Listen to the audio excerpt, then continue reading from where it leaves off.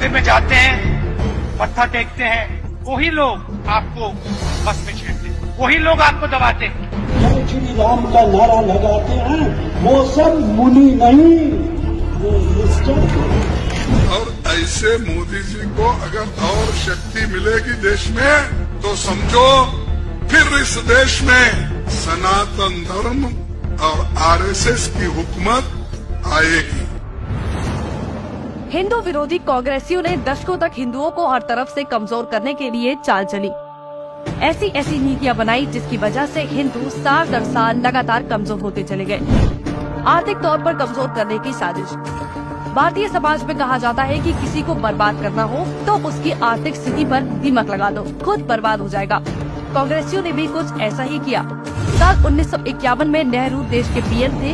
तब अपनी तुष्टीकरण की राजनीति को चमकाने के लिए उन्होंने देश के मंदिरों के लिए हिंदू धर्म दान एक्ट बना दिया और सभी मंदिरों को सरकारी नियंत्रण में ले लिया। उन्होंने धर्म के आधार पर लागू होने वाले इस नियम को सिर्फ हिंदू मंदिरों के लिए बनाया, किसी दूसरे धार्मिक स्थलों के लिए नहीं।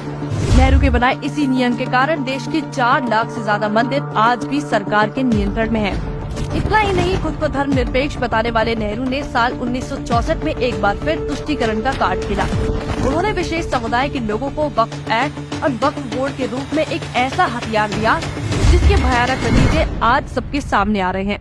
अगर नेहरू ने ये एक्ट बनाया तो सोनिया की यूपीए की सरकार ने इस एक्ट को इतना पावरफुल बना दिया कि आम लोग इससे कितने त्रस्त होंगे, इसका अंदाजा इस बात से लगाया जा सकता है कि वक्फ बोर्ड वालों ने इलाहाबाद हाईकोर्ट की ही जमीन हड़प ली और हाईकोर्ट को अपनी जमीन छुड़ाने के लिए 20 साल से ज्यादा समय तक सुप्रीम कोर्ट में केस लड़ना पड़ा। कभी रेलवे या जंगलों में मजार बनाकर जमीन ऐंठने का प्लान बनाते हैं तो कभी पूरे गाँव को हथियार देते हैं।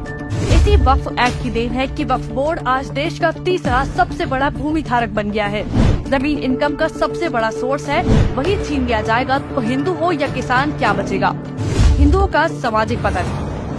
साल 1992 में कांग्रेसियों ने अल्पसंख्यक कानून बनाकर पूरे देश को धर्म के आधार पर बांट दिया। अल्पसंख्यक कानून के नाम पर ऐसा मनमाना कानून बनाया जिसकी वजह से 12.61% वालों को आरक्षण का लाभ दे दिया और 0.40% वाले जैन जो असली हकदार थे उनको 24 साल तक इंतजार करना पड़ गया। असल में इस कानून का मकसद ही विशेष समुदाय के लोगों को फायदा पहुंचाना था।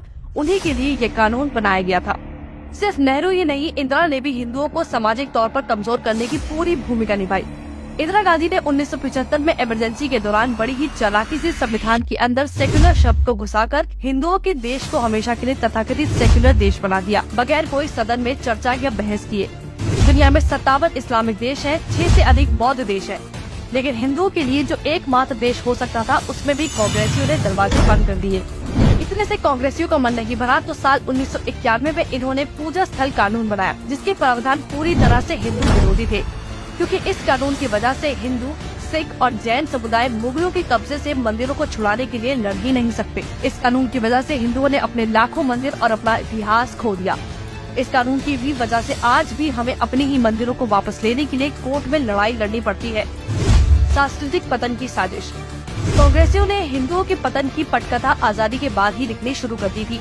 तभी तो इन्होंने स्कूल में पढ़ाई जाने वाली किताबों में झूठे इतिहासकारों से मुगलिया राजाओं की महिमा मंडन करने वाली झूठी कहानियां लिखवाई।